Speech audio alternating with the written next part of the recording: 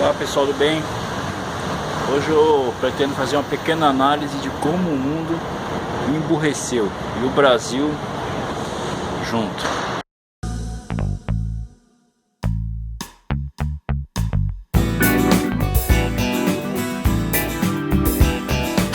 Pensemos juntos. Falarei sobre o emburrecimento mundial e principalmente o emburrecimento brasileiro. Então, antes de falar do emburrecimento, vamos colocar algumas coisas aqui de forma bem clara para não ter confusão. O que é burrice e o que é inteligência, né? São duas coisas opostas. Então, basicamente, como é que funciona a coisa? Inteligência é a capacidade de raciocinar, comparar, guardar informações, é isso. Burrice é a dificuldade que a pessoa tem de fazer isso aí. E inteligência não tem nada a ver com sabedoria. Sabedoria não tem nada a ver com inteligência. A pessoa pode ser muito inteligente e não ter um pingo de sabedoria. São princípios diferentes. E a mesma coisa, a sabedoria não tem nada a ver com bondade. A pessoa pode ser, por exemplo, muito inteligente e não ser boa. São conceitos diferentes. Mais ainda, cultura tem nada a ver também com inteligência. A pessoa pode ser culta, claro que uma coisa puxa a outra, né? Quanto mais cultura uma pessoa tem, provavelmente ela vai ser mais esclarecida e bem provável que seja uma pessoa inteligente. Mas não é obrigatório. Então, vou dar um exemplo. Adolf Hitler foi um homem muito inteligente. Não há o que discutir a respeito disso. Foi um homem culto, né? Tinha uma cultura muito boa. Mas era um homem bom? Não foi um homem bom. Foi um homem sábio? Não. Joseph Stalin é a mesma conversa. Foi um homem inteligente? Até poderia dizer que sim. Não muito culto, mas inteligente. Mas foi uma pessoa boa? Não. Então, vamos colocar os conceitos dessa forma para que fique claro. E como é que nós podemos identificar que seja uma coisa ou outra? Eu sempre uso um parâmetro que é o parâmetro da Bíblia, né? Pelos frutos os conhecereis. Então nós conhecemos de sabedoria ou de tolice, inteligência ou burrice pelos frutos, né? Então, o que acontece? A nossa sociedade hoje, na minha opinião, deveria estar vivendo o ápice da iluminação. Bondade, luz. Ódio, treva. Conhecimento é luz. Ignorância é treva. Enfim, né? Sabedoria é luz. Tolice é treva. Eu imaginava que hoje nós deveríamos estar vivendo aqui na planeta Terra o ápice da cultura, do conhecimento, enfim, de tudo que é bom. Por um lado nós chegamos lá, nós temos aí a tecnologia cada dia mais presente, né? Mas no aspecto de cabeça das pessoas a coisa é um pouco diferente. E o que mais me chama a atenção é que isso é uma coisa que está sendo construída a cada dia.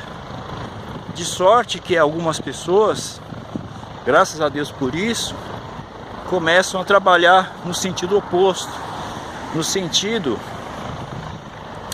de que esse emburrecimento ele acabe ou diminua, não é alguma coisa assim.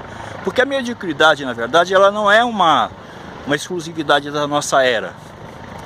A ignorância não é a burrice, não são exclusividades da nossa era. Quem acha isso está muito enganado. Se você pegar a história da humanidade, você vai ver que os momentos de lucidez, de iluminação, de grandes revelações, elas normalmente são elas são fruto de uma elite, digamos assim. Então você pega lá Sócrates, na Grécia Antiga. Você acha que na Grécia Antiga todas as pessoas tinham conhecimento e tinham... Não, jamais. Aí você vê lá Confúcio, né, na China, uma pessoa que alcançou um conhecimento assim, uma revelação das coisas assim formidável. Mas você acha que todas as pessoas ali conseguiam estar no mesmo... Eu não digo nem para fazer o que ele fez, eu digo de entender realmente aquilo que ele passou. Aí você pega outro exemplo, Moisés, né? Ele, Josué, o Jetro, o sogro dele, pessoas de muito conhecimento. Aí o povo, basta ler a Bíblia, você vai ver lá. Enquanto Moisés estava lá no monte, tendo revelações tremendas e formidáveis a respeito das coisas, o povo estava lá adorando o bezerro de ouro. Então não é uma coisa que é para todos, nunca é, e hoje é a mesma coisa.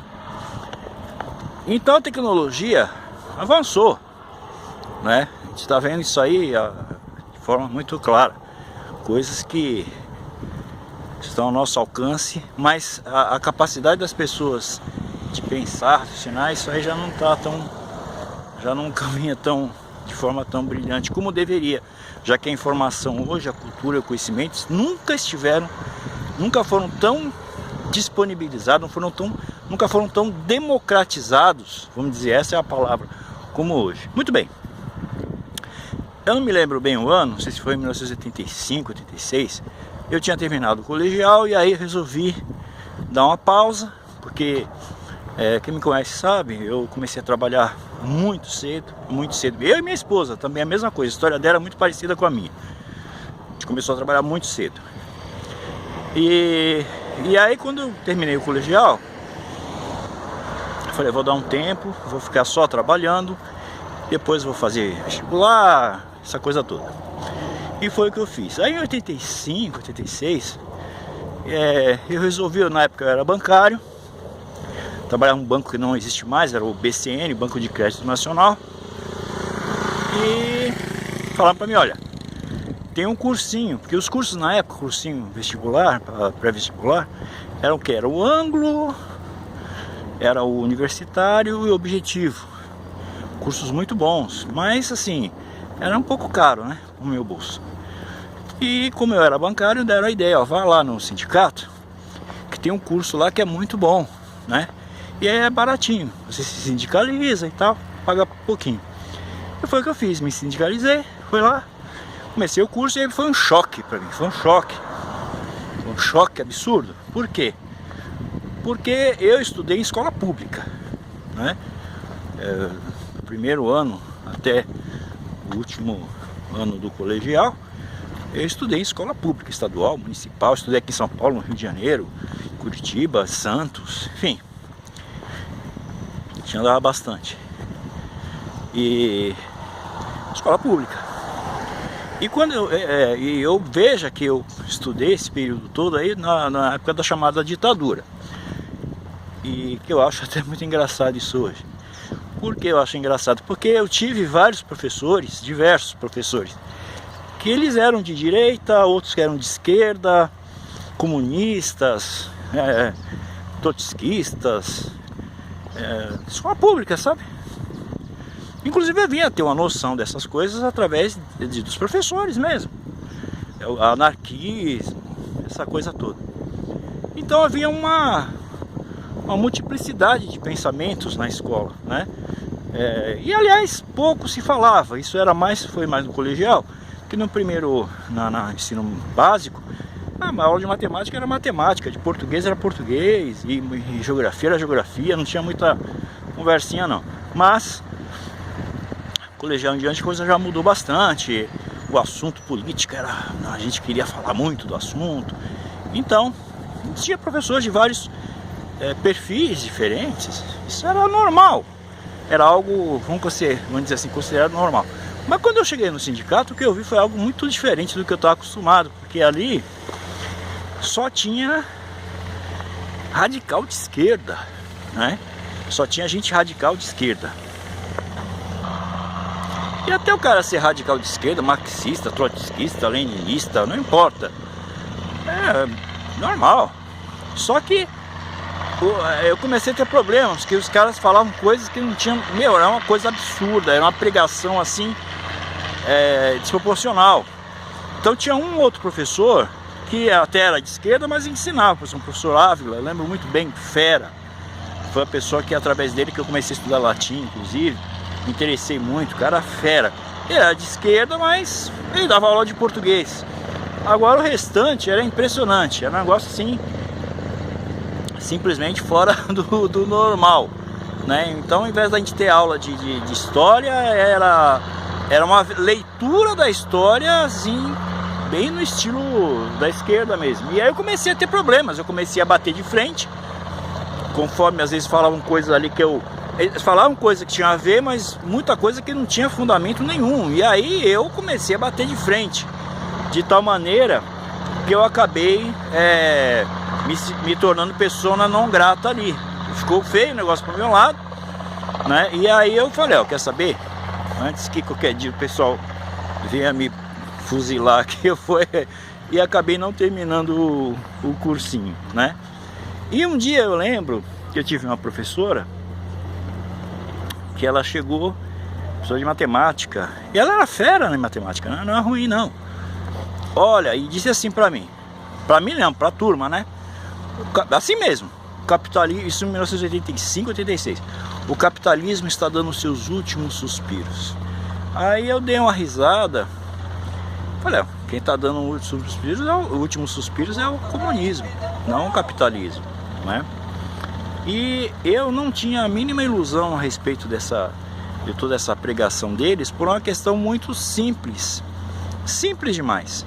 Eu cresci no meio de pessoas oriundas de países comunistas, então a ilusão, amigo, não havia.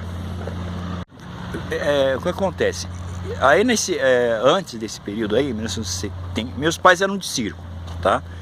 Meu pai e minha mãe trabalhavam em circo. Nos anos 70 aqui no Brasil, anos 60, 70 até os anos 80 mais ou menos, tinham circos enormes, grandes.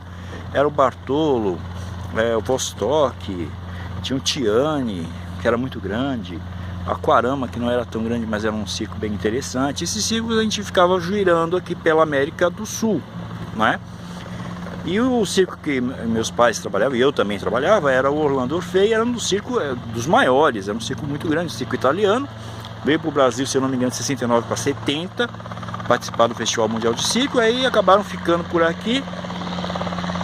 E era um grupo bem interessante, porque lógico, tinha muitos brasileiros, argentinos, uruguaios, mas tinha muita gente da Europa, da Ásia, era uma Babel, né? Tinha marroquino, tinha pessoal da Austrália, da França, da Bélgica, da Áustria, Alemanha. Olha, eu nem me lembro, nem teria como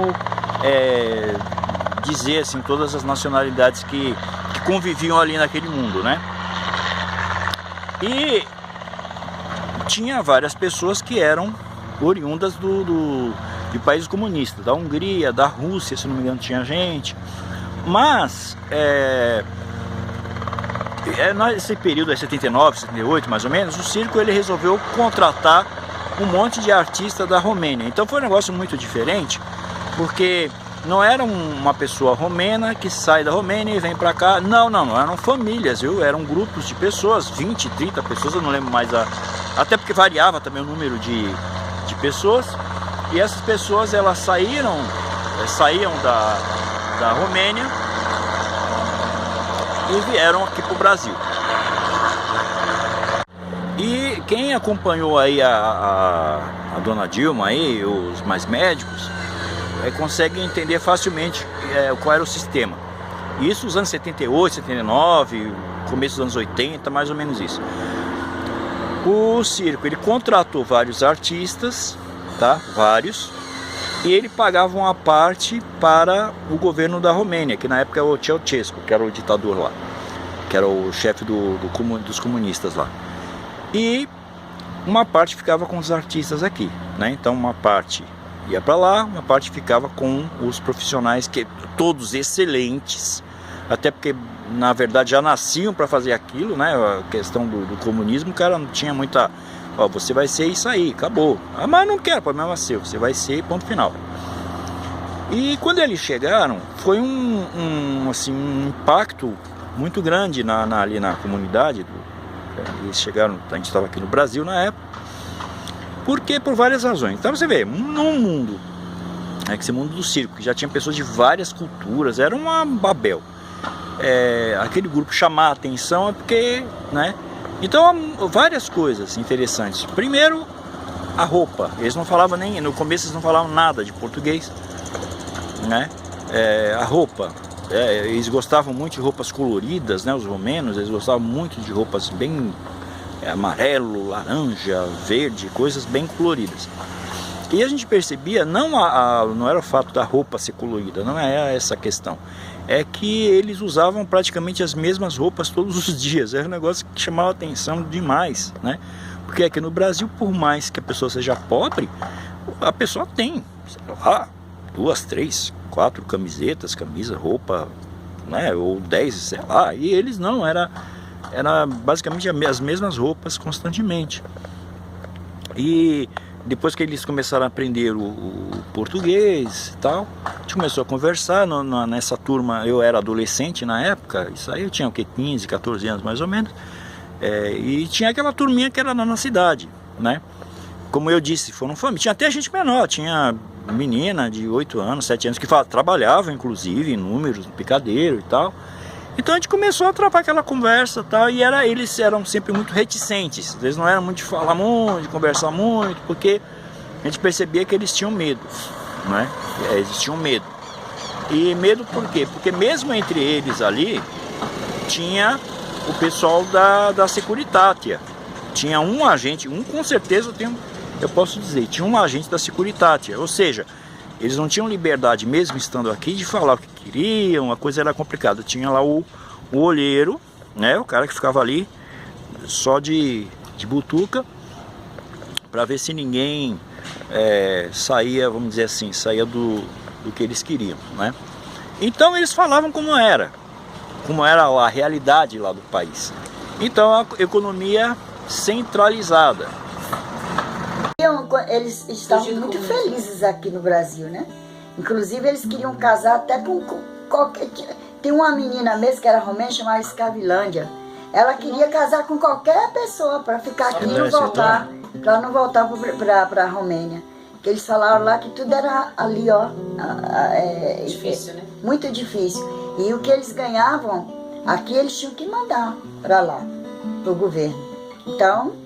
E eles, naquela época, agora eu não sei, né, se ainda tá assim, eles casando, eles poderiam permanecer no Brasil. A situação era terrível, né? Que tudo era regrado ali, eles não tinham liberdade de comprar o que queria. Eles tinham o que o governo dava. Isso era o que eles falavam, né? Que eles falavam muito pouco português, né? Mas a gente notava, né, a situação, não tinha liberdade. Aí eles falavam assim, nossa, como vocês aqui têm liberdade, vai para uma churrascaria. A gente ia, mas a gente não via os romenos lá nas churrascarias gastando dinheiro, comendo o que queria, entendeu? Porque eles sabiam, eles eram controlados, eles estavam aqui trabalhando, mas eles eram controlados pelo governo. Nossa, era terrível situação. E às vezes a gente não dá valor, né? Então, fala-se muito, até hoje, economia centralizada, comunismo, economia centralizada, mas ninguém explica exatamente o que era essa bendita economia centralizada. Mas é fácil de entender. Você tem lá, por exemplo, X milhões de pessoas naquele país. Então o governo comunista, ele chega e determina, olha, se tem X milhões de pessoas, então nós vamos fazer X milhões de sapatos.